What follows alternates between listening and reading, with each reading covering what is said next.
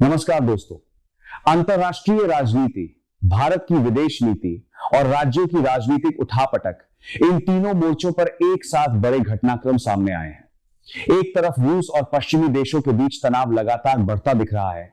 दूसरी तरफ भारत से आर्थिक मामलों में फरार चर्चित चेहरों को वापस लाने को लेकर सरकार पर सवाल उठ रहे हैं। वहीं गुजरात की राजनीति में भी एक बड़ा फैसला सामने आया है, जिसने राजनीतिक माहौल गर्म कर दिया है। आइए विस्तार से समझते हैं तीनों घटनाओं को। पश्चिमी देशों पर फिर बरसे पुतिन, बोले पुरानी रणनीति दोहराई जा रही है। रूस के राष्ट्रपति व्लादिमीर पुतिन ने एक बार फिर पश्चिमी देशों की नीतियों पर खुलकर हमला बोला है।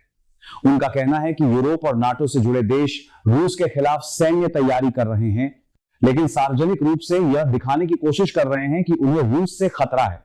पुतिन ने आरोप लगाया कि यह कोई नई रणनीति नहीं है, बल्कि लंबे समय से अपनाया जाने वाला तरीका है। पहले किसी देश के लिए सुरक्षा संकट पैदा करना और फिर उसी देश की प्रतिक्रिया को आक्रामकता के रूप में प्रस्तुत करना। उनके अनुसार रूस भी इसी स्थिति का सामना कर रहा है। रूसी राष्ट्रपति ने कहा कि जब रूस अपने हितों और सुरक्षा को ध्यान में रखते हुए कदम उठाता है, तब पश्चिमी देश उसी को अंतरराष्ट्रीय स्तर पर गलत ठहराने की कोशिश करते हैं। उनका मानना है कि यह नैरेटिव बनाकर पश्चिमी देशों द्वारा अपने रक्षा खर्च और सैन्य विस्तार को सही ठहराया जाता है। अपने बयान के दौरान पुतिन ने इतिहास का भी उल्लेख किया।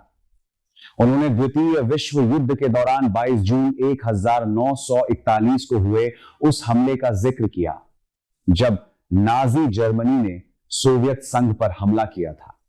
पुतिन का कहना था कि उस दौर में भी कई बार घटनाओं की व्याख्या इस तरह की गई जिससे वास्तविक परिस्थिति पीछे छूट गई। उन्होंने संकेत दिया कि वर्तमान वैश्विक राजनीति में भी उन्हें वही पैटर्न दिखाई देता है, जहां सुरक्षा और संघर्ष के सवालों को राजनीतिक दृष्टिकोण से पेश किया जाता है। विजय माल्या और ललित मोदी की वापसी पर विदेश मंत्रालय का जवाब। भारत से बाहर रह रहे दो चर्चित नाम, विजय माल्या और ललित मोदी, एक बार फिर चर्चा में है। लंबे समय से यह सवाल उठता रहा है कि आखिर इन दोनों को भारत कब वापस लाया जाएगा और इनसे जुड़े मामलों में क्या प्रगति हुई है। इस विषय पर विदेश मंत्रालय से सवाल पूछे जाने पर मंत्रालय की ओर से कहा गया कि दोनों मामलों में कानूनी प्रक्रिया जारी है और फिलहाल साझा करने के लिए कोई नई जानकारी उपलब्ध नहीं है। विदेश मंत्रालय के प्रवक्ता ने स्पष्ट किया कि प्रत्यर्पण से जुड़े मामलों में कई देशों की कानूनी व्यवस्था, अदालतों की प्रक्रिया और दस्तावेजी औपचारिकताएं शामिल होती हैं। ऐसे मामलों में समय लगना असामान्य नहीं माना जाता। विजय माल्या और ललित मोदी दोनों लंबे समय से भारतीय जांच एजेंसियों और कानूनी प्रक्रिया के दायरे में हैं। आर्थिक अनियमितताओं और वित्तीय विवादों से जुड़े आरोपों के बाद दोनों भारत छोड़कर विदेश चले गए थे। चर्चा के दौरान एक और सवाल सामने आया, क्या ललित मोदी ने अपना पासपोर्ट संबंधित भारतीय मिशन को जमा किया है? इस पर विदेश मंत्रालय ने तत्काल कोई पुष्टि नहीं की और कहा कि जानकारी सत्यापित किए जाने के बाद ही कुछ कहा जा सकेगा। पासपोर्ट और यात्रा दस्तावेज कई मामलों में कानूनी प्रक्रिया को प्रभावित कर सकते हैं, इसलिए इस पहलू पर भी ध्यान दिया जा रहा है। गुजरात में आप विधायक चैत्र वसावा को 7 साल की सजा, राजनीतिक बहस तेज। गुजरात की राजनीति में उस समय बड़ा घटनाक्रम सामने आया जब राजपीपला स्थित सेशन कोर्ट ने एक पुराने मामले में आम आदमी पार्टी के विधायक चैत्र वसावा समेत कई आरोपियों को दोषी ठहराते हुए सजा सुनाई। यह मामला वर्ष 2023 में सामने आया था और आरोप वन विभाग से जुड़े विवाद, अधिकारियों के साथ कथित मारपीट तथा दबाव बनाने से संबंधित थे। अदालत ने मामले की सुनवाई के बाद विधायक और अन्य आरोपियों के खिलाफ फैसला सुनाया। अदालत के आदेश के अनुसार दोषी पाए गए लोगों पर आर्थिक दंड भी लगाया गया है। मामले में कुल कई लोगों के नाम शामिल थे, जिनमें विधायक के परिवार से जुड़े लोग भी बताए गए। सरकारी पक्ष का कहना है कि अदालत ने उपलब्ध साक्ष्यों और सुनवाई के आधार पर निर्णय दिया है। फैसले के बाद संबंधित दोषियों को आगे की कानूनी प्रक्रिया के तहत जेल भेजे जाने की तैयारी की गई।